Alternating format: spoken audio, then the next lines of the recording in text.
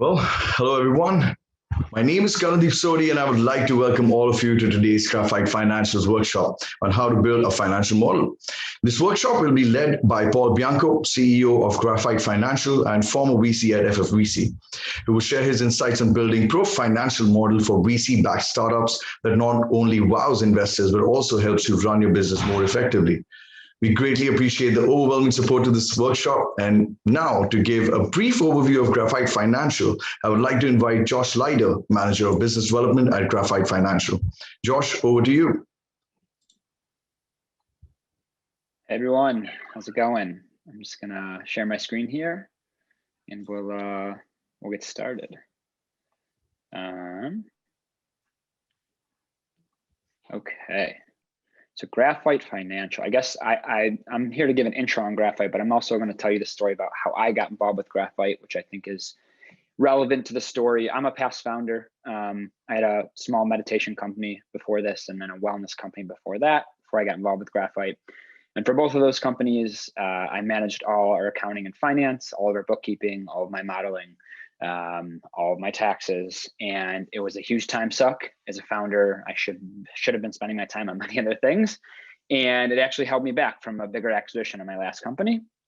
And so when I shut down that past company, somehow got connected to Paul at Graphite, really fell in love with what they were doing, and the rest is history. Now I work on growth and business development for Paul and his team. And Graphite, in a nutshell, is an accounting department as a service for early stage startups. As you can see, we work with many large and small startups in the ecosystem. But the really unique piece about the company is that we were born out of a venture fund called FFVC, where Paul used to be a VC. And the fund at the time was offering small value add services. There was some marketing help, PR help, and then finance and accounting was this very small value add service they were just offering their portfolio companies. As time went on, more and more portfolio companies asked for that service and wanted that service, and the service grew and grew and grew until 2016, when Graphite broke off to become what is now Graphite. I think we were about 3 or 4 people then. We're about 45 now. And again, we act as the outsourced or fractional accounting department specifically for early stage startups. That looks like many different things, but we have 3 main services we offer. And our beefiest one is our controller services. That's where we actually act as your accounting department. You get staffed with a dedicated team. A big difference between what we do and other companies, other outsourced accounting firms do, is that most other outsourced or fractional accounting firms are more volume-based. Their teams are working with 15, 20, 30 clients at a time. We're the opposite side of the spectrum. You get a very bespoke team. They're only working with a handful of clients at a time. They're very dedicated to you and actually learn your business model so they can provide strategic advice along with the accounting support.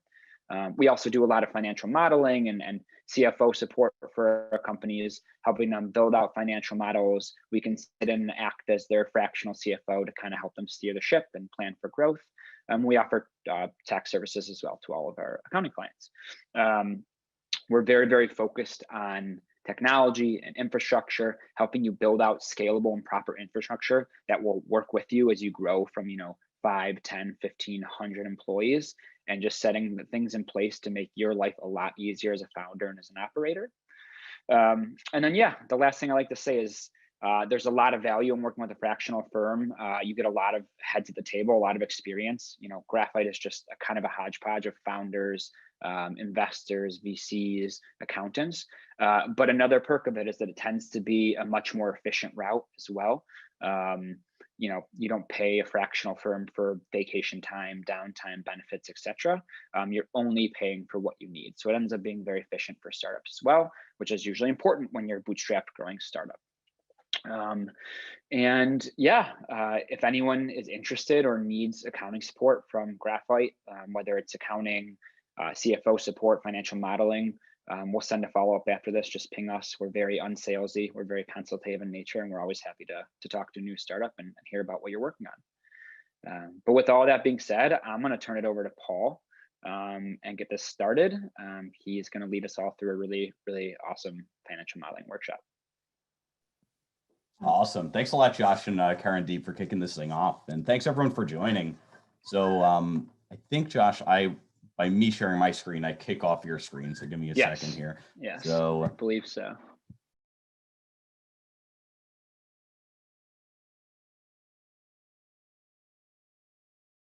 Yeah, so I'm really excited to have the opportunity to do this talk about financial models. So like Josh said, we spun out of a venture fund. I was an investor there. And really really kind of Graphite, the genesis of Graphite actually, it didn't really start with the accounting. We were doing a lot of financial modeling work for our portfolio companies. That's when I really began to realize that it's really not an Excel exercise. I think a lot of companies treat it as an Excel exercise. It really is a strategic part of your business. So it's also really financial modeling. We've worked with so many companies, and the fun part about it is it's really one of the only times you could take 100 steps back and just think about all things about your business and put it all on paper. What is all these things combined? What do you think is actually going to happen with the company? So it's a great time. You start digging into we're doing stuff, but are these things working? Are they not? Are they working so well we should double down in certain areas? So that's what we're going to cover today. So a couple things. So our website is graphitefinancial.com. We do have a financial model template on our website, but we actually just created a special one just for this. So for everyone in attendance, after this, we're going to send you a link to a Google Drive, no strings attached or anything, just kind of a cool thing so I'm going to go through that with you guys and do a live demo, like 5 minutes or something, just to show you kind of how it works. But be on the lookout for that afterwards. Don't bother with the one on we're going to be going through a separate one than the one that's currently on our website. So this is really what I want to talk through. Really two main things. One is what I call the modeler's dilemma.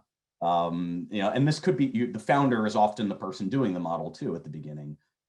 If the model is too simple, even if you hit plan, there's no way of knowing why you did, or if you didn't, no way of knowing why you didn't. So it's important to kind of figure out that right balance there. And then on the other hand, if it's too complex, I mean, these things get ridiculous, like impossible to maintain. You don't know what's going on. You have to almost audit the model, and that's not good. And then the founder's dilemma, and this may be one and the same person as the modeler. And I get this question a lot. Now, if you project things, especially if you're raising money and your projections are too conservative, does this look, people say, Paul, does this look like a lifestyle business? Am I not going to be able to raise VC money because of it? Usually my response is like, well, what do you think you could actually do? Like, forget about what the VCs care about. Like, let's think about what's real first. And then the other side of the coin is, and I've seen this, too aggressive and it looks ridiculous. Early on, as in my career in VC, a company was raising kind of, call it their seed, not even two or like seed 5 bridge, whatever. And that's fine, right? Companies, it's never up and to the right. You raise bridges, this, that, whatever it is. But in this one case, the company was going to go from 0 revenue to like GDP basically within 3 years. And it was faster than any company in history has ever grown. And it's like okay, to kind of I think it's worse to present something so crazy that's bigger than even your market than to present something that you really think is going to happen. So we'll talk about these things, and then also how it relates to raising money, managing your board, and then really just planning the business. So I'll start really high level, and then again, we're going to get to the point where we're actually going through a model during this session. So just taking 10 steps back, what is a model? And I've even thought a lot about this because it's not just what you think is going to happen. It is, and it's not your source of truth, but it is an aggregation of a bunch of different things. Maybe you have QuickBooks or Xero, that's the accounting actually source of truth. And also there's also non-financial KPIs that maybe live in another system or your Gusto or TriNet or whatever, your employee counts, but it's an aggregation of all those things, financial and non-financial, that's both happened and that you think is going to happen all together. It can't be one or the other. It can't just be projections with nothing from the past, because then as a reader, as a user of the model, it's hard to understand, well, how realistic is this based on what's happened before? Again, the output is going to show you what your financials looked like and what they will look like all together. And I usually recommend, for companies building a model now, I usually recommend at least adding all of 2020 in there. Even though 2020 was a weird year and good and bad for some companies, depending on the industry, it's worth at least putting just that year in, if not 2019 as well. I don't think if you started in 2010, I don't think you have to put everything in there. It becomes ridiculous to manage. But that's generally what we recommend. And then really at the end of the day, and this is personally how I use a financial model, the output and the assumptions it really should tell you what you need to do next. If I want this to happen, what do I actually have to do to make it happen? I think too often numbers are kind of just put in there, and it's really just, you can't just, well, you could try to will things into existence, and founders definitely do, and I certainly have too. But really, there's a lot to making your numbers happen. So also just level setting this, what we're actually talking about here, because there is confusion oftentimes when we're doing these. So we're not talking about doing a valuation model. It's an operating model. I wouldn't, especially if you're early, I wouldn't really use your model as a way to, we've had companies try to kind of take their model, then do kind of a discounted cash flow analysis and try to value their company based on that.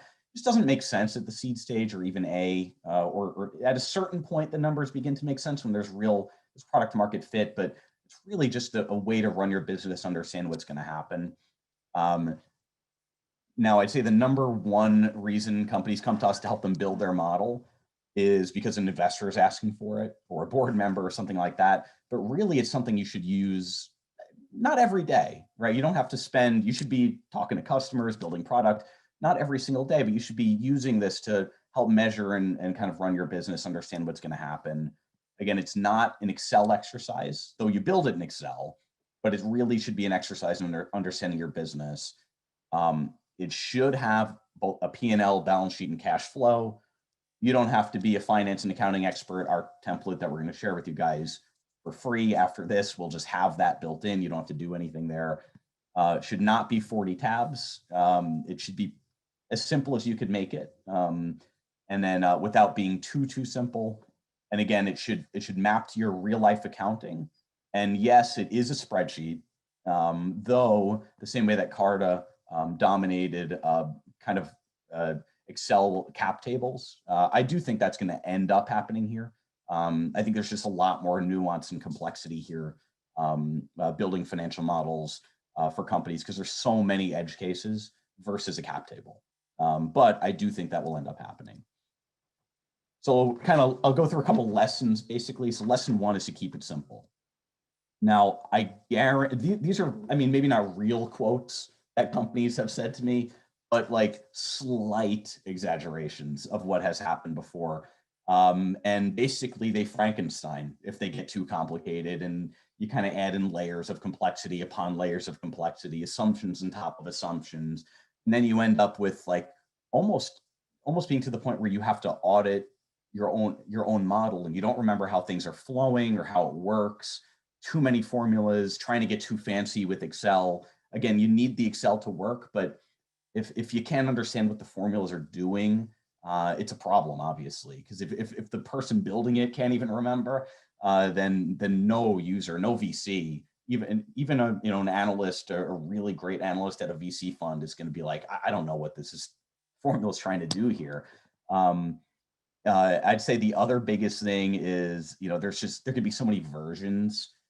So best practice that I like to do is, so like this one up here, like, didn't we hard code these in version 72 final draft? Like that's kind of real that I've seen. And anytime we send a model out to someone, like let's say the board, take a copy of that one, set it aside in a folder, call it, literally I call it, version 3, version that we presented to the board of directors on this date. period. It's now memorialized, it's separate. So keep them aside or you'll never remember, or one that you sent to a potential investor. You build a kind of your budget technically once per year, but then you reforecast, but you're changing the model all the time. So you're going to have so many versions. Just be careful about which ones are which and who saw what. And so that's important. So in terms of complexity, only model what you can measure in real life. To build a model, there's a bunch of assumptions that you have to make. And that's normal and you have to, it's part of it. But if there are assumptions that you put in there that you don't have your however you run your business, your kind of systems of record, your however, if there isn't a way to eventually see if those assumptions, how real those assumptions are, because they're so complex or difficult to measure, you shouldn't go down that route. So for example, for a SaaS company, and I'm going to talk a lot about SaaS and then kind of direct to consumer and e-commerce, just because that's a lot of our clients fall in those two buckets. For a SaaS company, at a minimum, you should really be able to measure sales rep productivity, churn / retention, which is the kind of the opposite of churn, kind of upsell, basic things like that, just to understand, what we're going to go into unit economics, but kind of understand lifetime value, customer acquisition costs, and things like that. That's the bare minimum that you need to be able to measure. And for e-commerce, pretty similar. You have to be able to measure CAC. By channel, it's difficult. Attributing channels is notoriously difficult due to the nature of how consumers shop. But you have to have some kind of methodology to attribute, flow it through into the model, and then try to understand what the kind of reorder rates and re-engagement is, so you understand lifetime value there. So this is one of the number one things. I see this a lot. I used to see this a lot. I see it less now, but this to me is not a model. It's something, it's numbers on paper, but this is the market size is, every market is $1 zillion, of course, when you're starting a company, and kind of just put years in there and then just say, well, if we just get capture a tiniest bit of the market, look at what this business will be. Well, this is what we call top-down model. It doesn't show you how you're going to go from 0 to 1 at all. And it's this tiny, tiny, tiny fraction of a percent. Seems easy, but you really have to build it up logically in how you build it. So, and the model, again, the template that we're going to share with you does that automatically. So that's easy. For a SaaS company, for example, what the output I'd like to see is, especially on the revenue side, one is, so this all the way to the left, this revenue projection. Personally, again, I used to be a VC, but also work with a lot of SaaS companies now. Show me your revenue projection. How much of what you're projecting in 2021 is from existing customers? That's the bottom. Layer on top, how much is from your pipeline? And that gets complicated because it's usually not the estimation of likelihood of close. It's that we find companies are usually too optimistic about when the company will be sold, closed, and onboarded and actually generating revenue, because there are significant lags between those things. So that, and then your pipeline has a horizon of a few months or whatever. It depends on your business. But then you're going to project stuff that's after your pipeline, things that will eventually enter your pipeline in the future. But layering it like this, you could say, okay, this blue, that's real. This red is pretty real. But now this green, that's looking, is this going to happen? That's a pretty high ramp up. Is that magic? How is that actually going to happen? So segmenting it, and then, again, this is in our template automatic too. So segmenting makes it a little bit easier.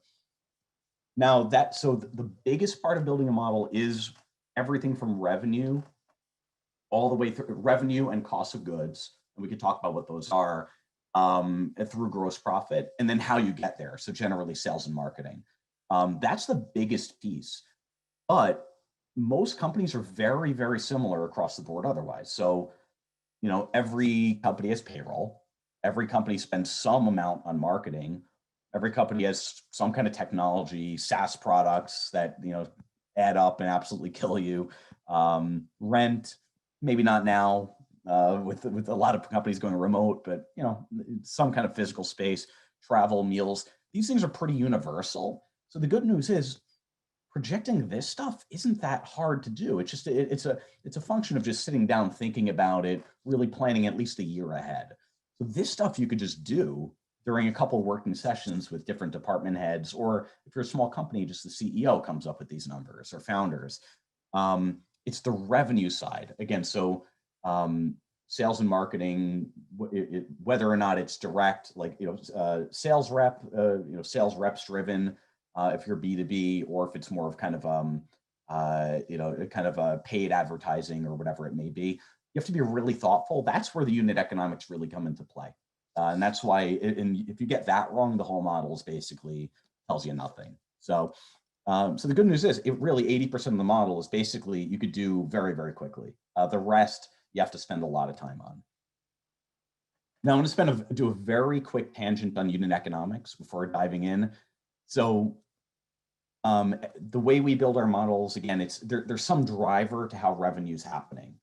And so I've seen, and here's an example for a SaaS company, the way at a minimum, what you should look at for, either on a per sales rep basis or all of them aggregated together, how much have you spent, because it takes time for a sales rep to ramp up, start contributing. How much have you spent on this person, cumulatively, and how much gross profit, not revenue, how much gross profit have they generated cumulatively over time? And you'd be surprised when we do this analysis with companies, how many are like this 24-month horizon and it's like not even close. And so it's like, what is the payback period? Like a decade? That usually means you either don't have product market fit or something's wrong. So you don't want to be this company. You want to be this company. And by the way, when we've seen this happen before, where companies are, where it's not crossing over, and that value isn't being derived above and beyond the customer acquisition cost.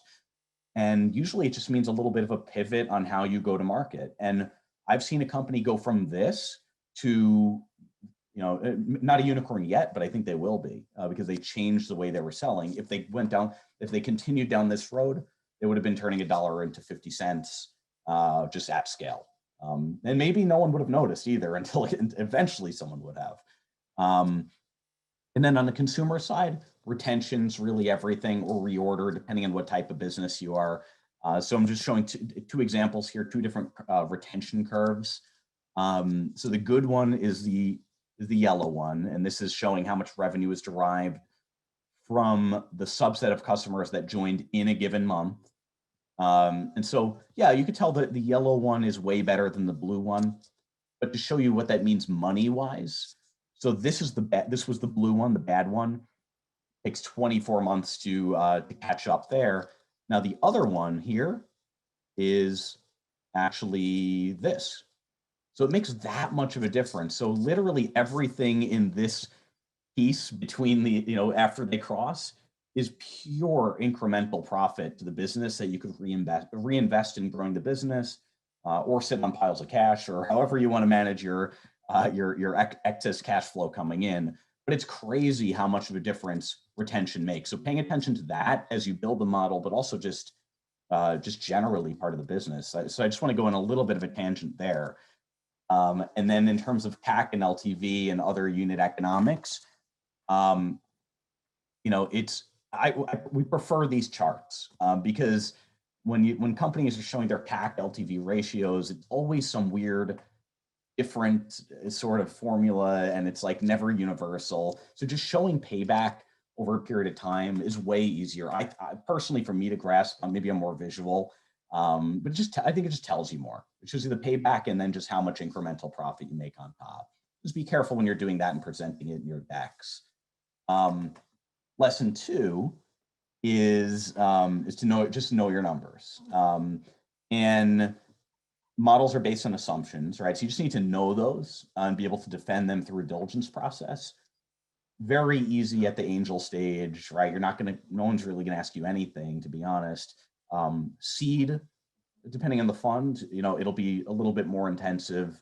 And then once you're at the A and B stages, you really, and it's kind of more growth capital, you really, really need to know these numbers inside and out. So it's important, even if you're the founder, you're not the finance person, you should at least know, you don't need to know everything. You don't need to be an accountant. You don't need to be a CPA, CFA, whatever it is, but you need to know what makes the business tick and be able to speak to those things.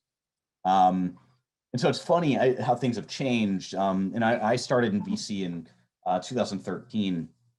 And this was something I heard on a panel like a talk like this, right? And it's true.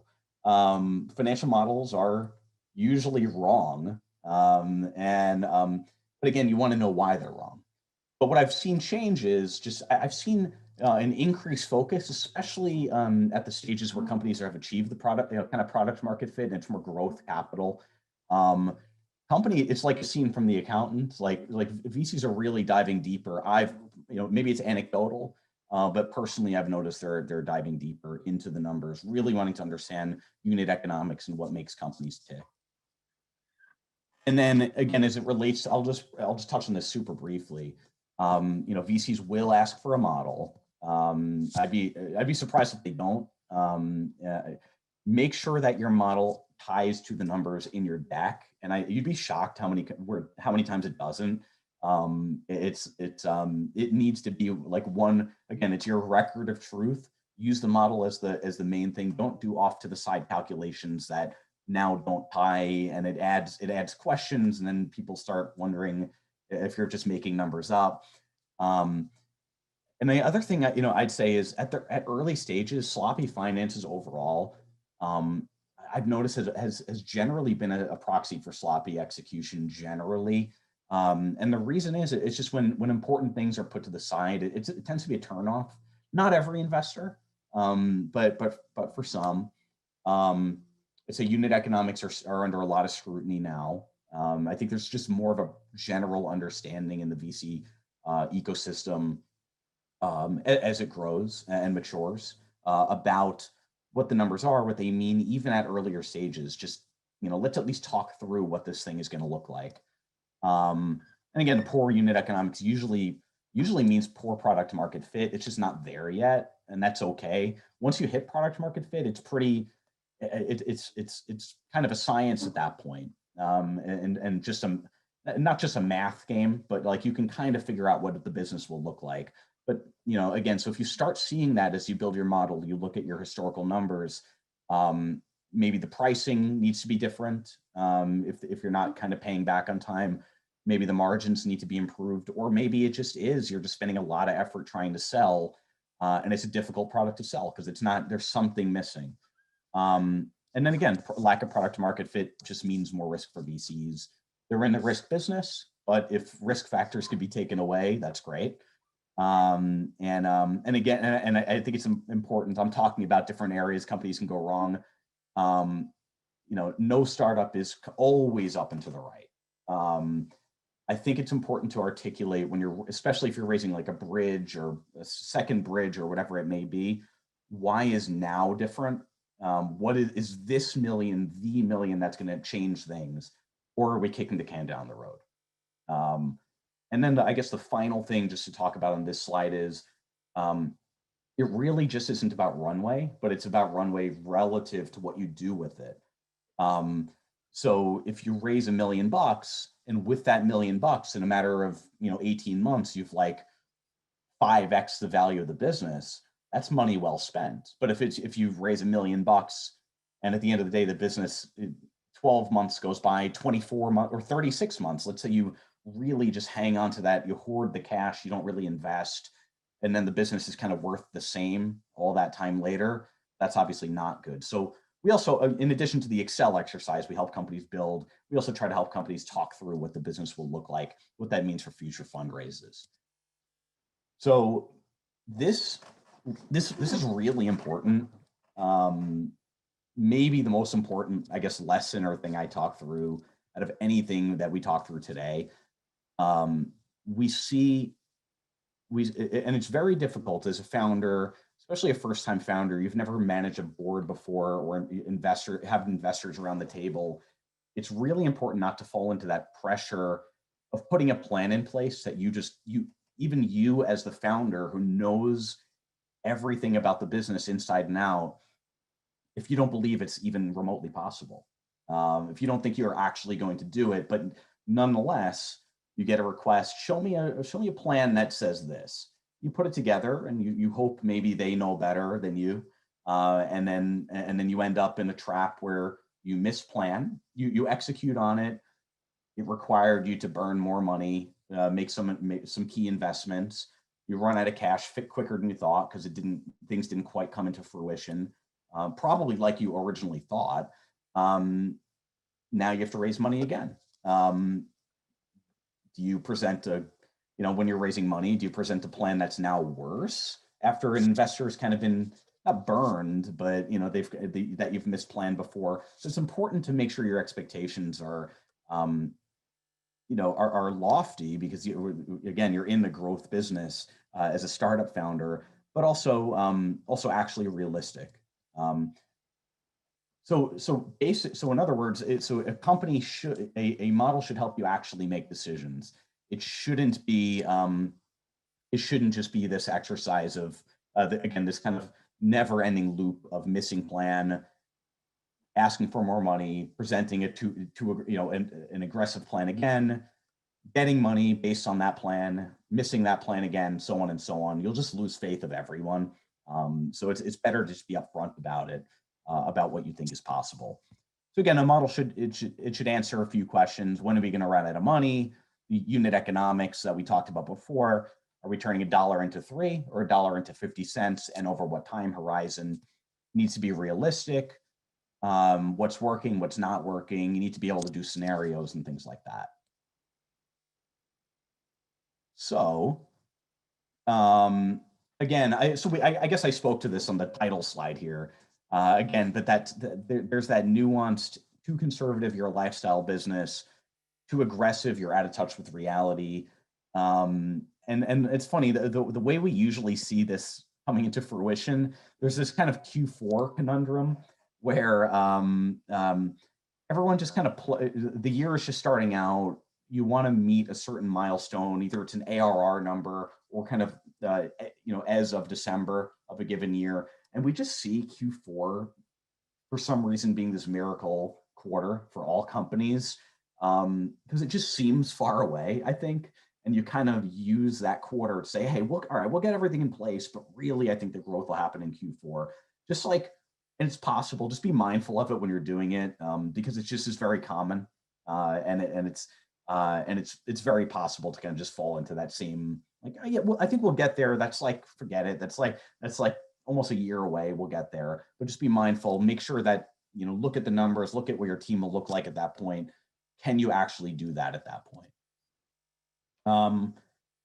It's important for the model to follow the same chart of accounts, or at least be grouped directly from QuickBooks. So in other words, we don't like seeing models where QuickBooks says one thing and then the model is like a totally separate thing. And it's impossible as a user of the model to know what happened, what's going to happen. So it just needs to be together and just grouped the same. So generally, just for the way we group it is basically every company is G&A, general and administrative.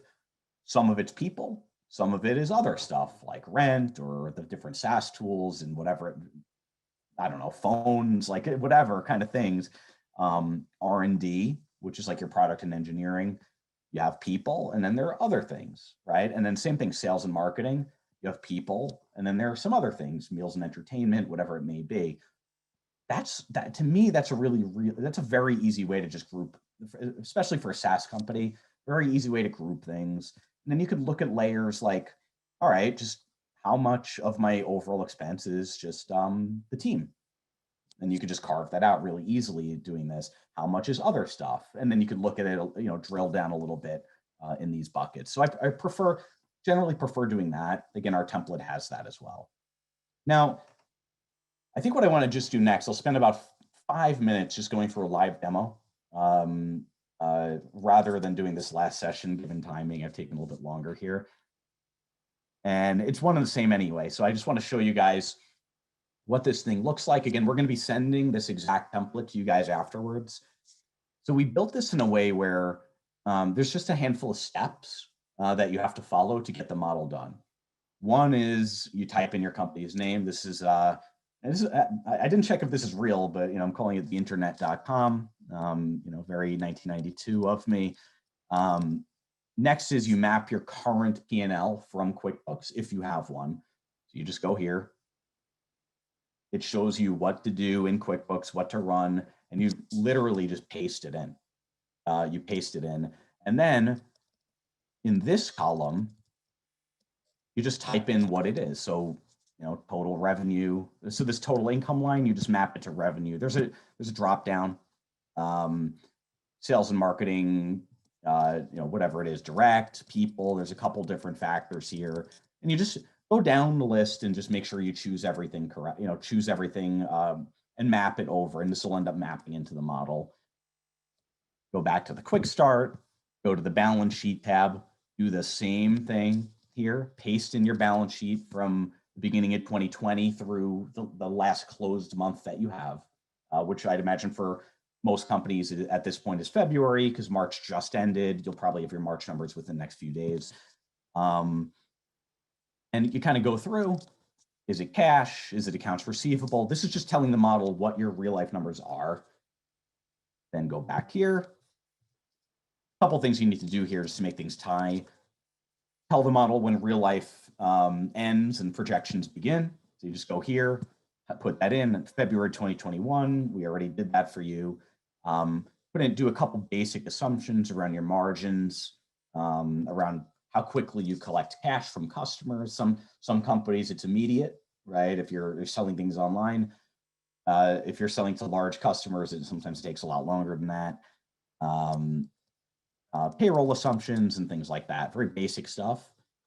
The next step is just payroll.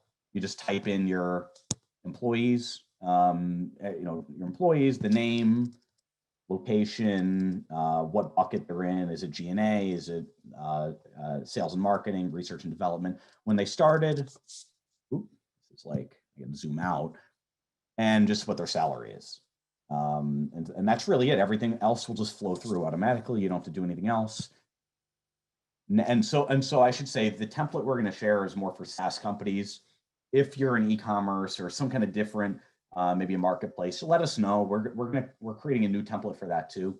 But SaaS we just did first. So what we did here is we basically made a template for you to put in your current clients and your pipeline. So you would just go through. What's the name of the company? Is it an enterprise or an SMB? And I see most of our SaaS companies kind of bucket things that way, but whatever, you can kind of use it however. Is it an existing client or is it somewhere in your pipeline? We have selections for you. It applies a factor. You type in what the MRR will be at the start, type in a date. If there's a phase 2 of it where it grows or shrinks or whatever, you could type that date in and you can punch in an end date for it. That's all you need to do. Everything flows through, which is formulas. So just put in, and now what I say is if you're a SaaS company with like either that's pretty large or that has a small average contract value with customers and you have like thousands of customers, you could easily just say, like, call this all existing customers, right? And then just put in what it is. And then the rest could be from your pipeline. So you could do this however. The employee count the customer count doesn't matter so much. It's really the revenue. And then finally, after that, you put in your projected revenue based on things that are after your pipeline horizon. So I know for us as a company, really after, our pipeline today will tell us really what's going to happen now in Q2, but not really beyond that. We can get an idea from Q2. So we do recommend, kind of filling this in after that. So you choose the date you want to switch over to this, and I just punched in September. You can make it any date. You put your sales reps in here, who they are, put their names, what their quota is on a monthly basis between enterprise, and then just down here as well, where it's anything blue you could change. And there's more complicated ways to do this that are more automated, but I found for most early stage SaaS companies, this is more than complex enough. You can put in what amount of the target you've hit or that you think will actually be achieved. Churn rates, just average, you could type in just the average to kind of back into an employee count, not employee count, a client count, and then it all flows together. And so what ends up, and then the last thing you do is on the income statement tab, after you've mapped everything, go in, you say, okay, so this is actual numbers, but for the projected, you know what, I think it's a percentage of revenue. It's projected on a percentage of revenue basis. It's 15, or it's 20, whatever it is. Or actually, no, let's just take whatever it was last month and grow it by 10%. Well, that was nothing. So I'll grow it by 10%, and it'll just do that automatically. If you have more insight than that, you can just like, you know what, we're going to spend a lot of money in sales and marketing this month. It's going to be 50 grand. You just type that in, but just be careful to like bring this back down to, you know, what it was. So you could easily just overwrite some of this stuff, but we kind of built in some basic functions for you to increase things. Once you do this for each expense line, and then the people line is coming from the headcount tab, so there's nothing to do there. Then you kind of have a basic shell of a basic model here that has what's going to happen, what's going to happen in 2020 or what happened in 2020. It'll show you your historicals, 2021, 2022, also quarters, also the months, and you can kind of go through, and then just kind of some cool charts to show you, about your business. So, just the headcount, projected cash balance, break even, right? If these don't intersect, you're losing money. Revenue, this is what I showed you guys in the slides before. Existing customers, pipeline, post-pipeline, which is the sales rep driven one, pipeline detail, of the blue and the red, this just drills down on that. Even how much of the pipeline is real, how much of that is based on closed things that just haven't started yet.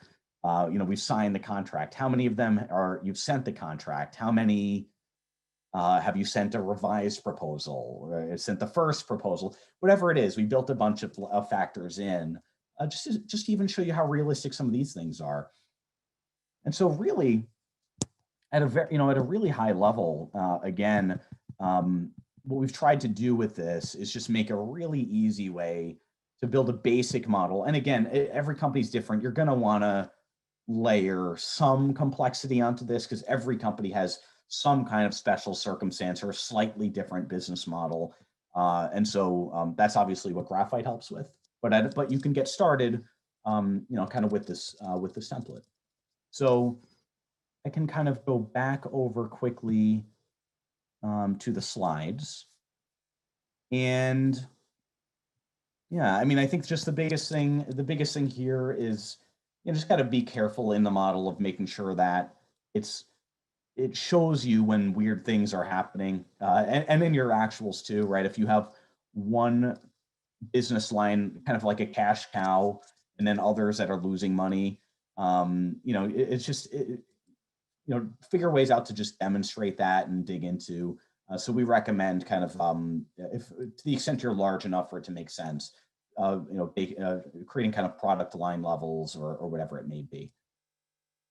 And so that's really where the, kind of the end of the presentation here. So again, just to recap, build a model with you in mind first. You're the founder and CEO. It doesn't mean you know everything. I don't know everything either. But really try to be very thoughtful about the projections that you put in place. Try to make it realistic. Don't sandbag it. That's another thing the board will start realizing pretty quickly. Like, okay, you're just putting low numbers to make yourself look better. But it's a lot of it's just having that conversation relationship with your board and investors about those things. Again, make it map to your chart of accounts. Build it bottoms up, not that thing that I said before where the market is $50 zillion. We're just going to take a fraction of it each year. It doesn't work that way in real life. Only build things in that you can actually measure. right? So for example, if you miss revenue in the model, the template that we're going to send you guys, you'll be able to see, okay, it's just because you're typing your pipeline into it. It's because this client just didn't close on time. And so you'll just know that this opportunity didn't close. That's the difference. That's what happened. Not just, well, it didn't happen. I don't really know. It doesn't, I've actually heard founders sometimes say where they don't have it before they get a good model in place. They look at their actual numbers. And I've seen them say, this doesn't feel like the business I'm running. These numbers don't make sense to me. And when you're not measuring against anything, you don't really have a model. You don't really understand what, you haven't thought through all the levers. I understand it because it's hard to know what's actually going to happen in real life in a thoughtful way, right? And for example, that company in particular, the way they wanted to project revenue was just punching in the number that they thought it was going to be with nothing driving from that. We changed that, obviously, but if you just type numbers in, that's kind of just what you hope is going to happen. It doesn't tell you what you need to do to make that happen. And again, if the numbers are bad, it's an exercise of, this isn't like a shaming exercise. It's just like, let's think about why. Let's figure it out. And another thing, I've especially last year, because we had certain businesses that it did well, that certain kind of types of companies did really well during kind of lockdown, whatever, for different reasons, consumer behavior. Also a hesitancy to double down too, because if the numbers are good, it's also lost opportunity if you don't do anything. So if things are really good, the unit economics are great, absolute product market fit, then it's just a function of finding the capital the working capital to deploy. And so that's good too. Yeah, so hopefully that was helpful. I know I think Karen Deep, I think we opened it for questions. And so with that, I'll stop sharing my screen and go back to questions here. All right, thanks a lot, Paul. Just give me a second. I'm just starting my video. All right. Well, Paul, thanks a lot for that great workshop. I think it was very insightful, and I'm sure all the attendees got what they were really hoping for. So thank you so much for the great workshop. So for everybody in the attendees, whoever is attending the event, you can send in your questions through the chat feature or the Q&A feature. So please go ahead and send in your questions. Paul, we actually have a couple of questions that have come in. Let me just find the correct one. So quick questions being shown.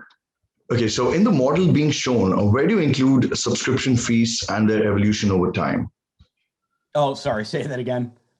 In the model that was shown, where do you include the subscription fees and their evolution over time?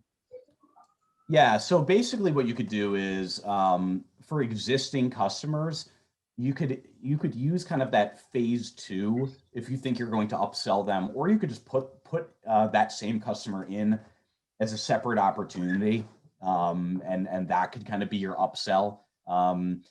In the projected, the stuff in the future, there's a kind of an annual or monthly churn function. You could just leverage that as kind of net churn. So if you're upselling at the same rate that companies are churning out, then it would just be 0. So that's kind of the best way to model it there. Hopefully that answers the question. Okay, all right, thank you. So the next question is, what would you advise for CAC calculation?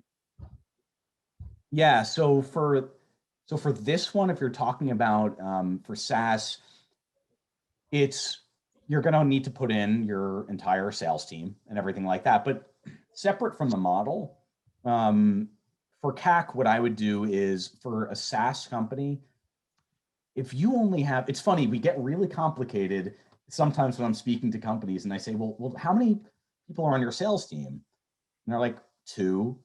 Okay, so for those 2 people, let's just see what they've closed over time. Literally, what does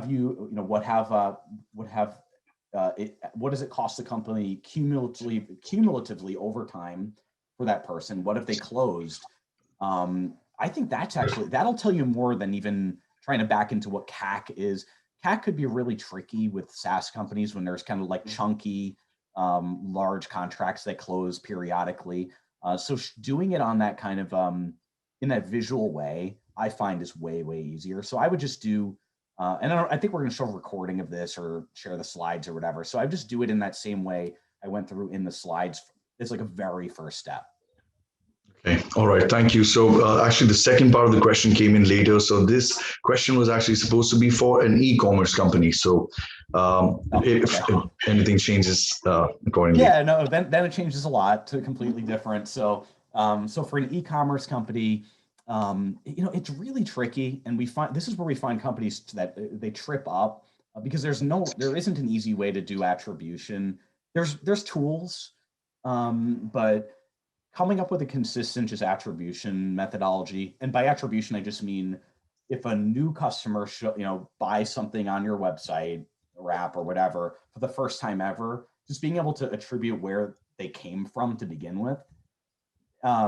We find companies, the tricky thing sometimes is if someone saw you in some kind of PR piece or whatever, and just like later came back just after thinking about you, it's really hard to figure out how much of that organic is driven just from like word of mouth versus like other efforts you're doing that just there isn't like a pixel to track what's happened. So have an attribution methodology. And then it really just comes down to, on the CAC side for e-commerce companies, how much did you spend in a given month? And from paid, once you've attributed all, just how many new customers that have been customers for the first time ever that month, not repeat customers.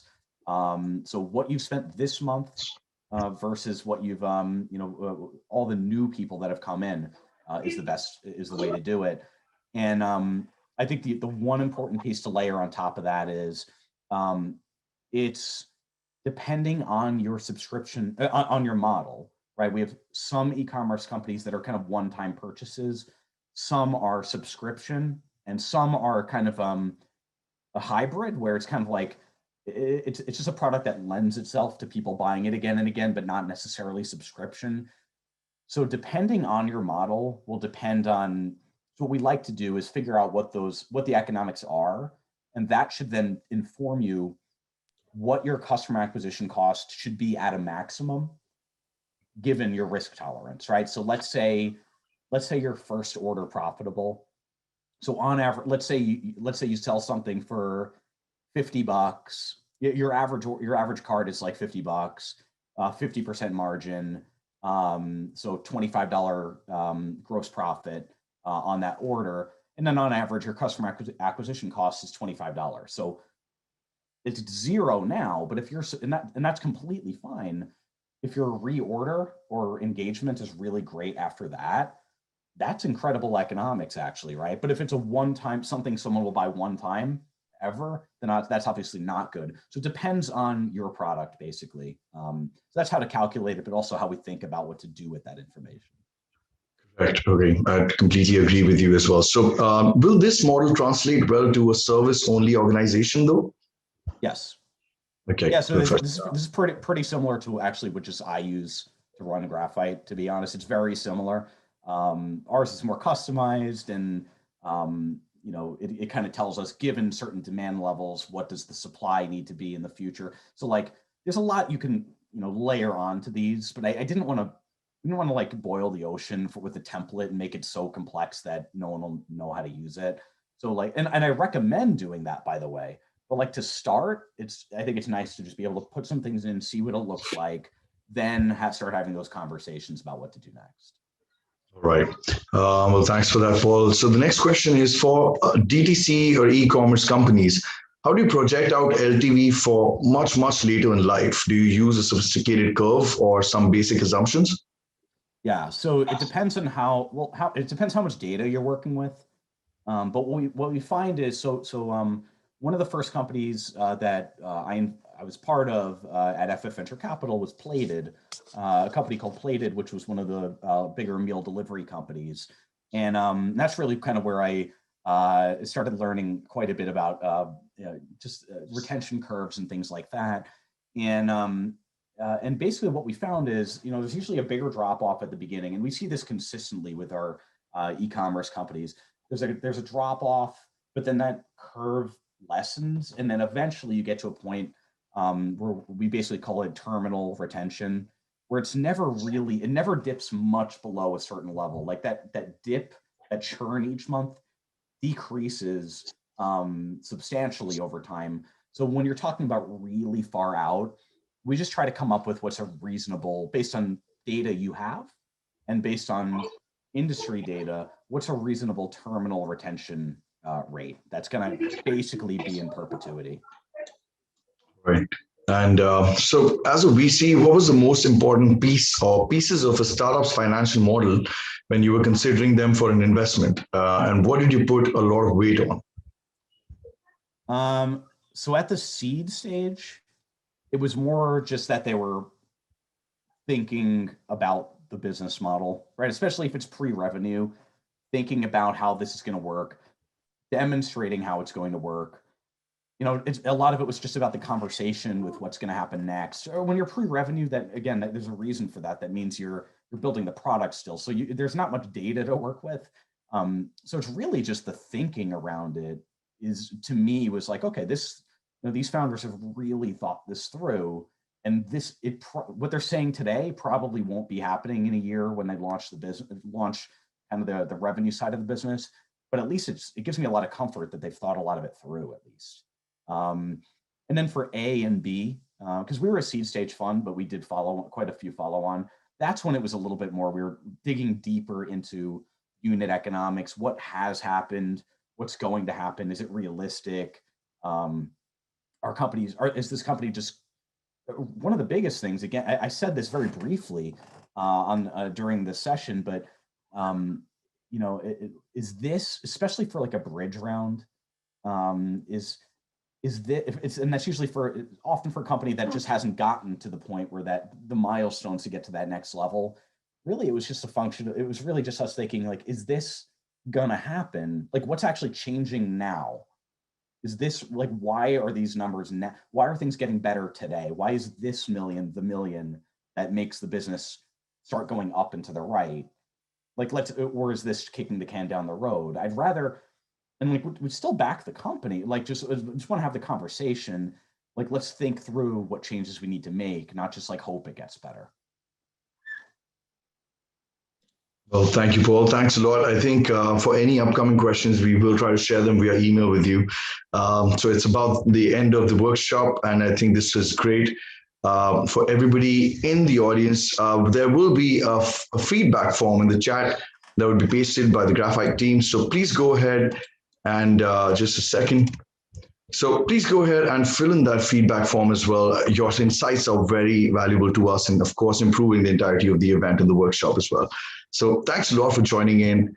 And for everybody right now, I would just like to get your attention towards the screen. We are hosting a Graphite Financial Venture Capital panel on April 20th from 11 a.m. to 12:30 p.m. EDT. We have a great panel followed by some high growth startup pitches. So please, we would love to invite you there, and we would love to host you there as well. So please go ahead and join us on the 20th of April. Well, Paul, thank you so much for this, and thank you so much for the great session, and you and Josh, of course. Well, for now, I hope everybody who was attending, received, whatever insights they were really looking for, and this was as insightful and valuable to them as well. So I hope everybody had fun as much as we did bringing it to them. So thank you so much for joining in. Thank you so much, Paul. Paul, and thank you everybody for joining in today. And until next time, please stay safe and take care. Thanks for joining, everyone.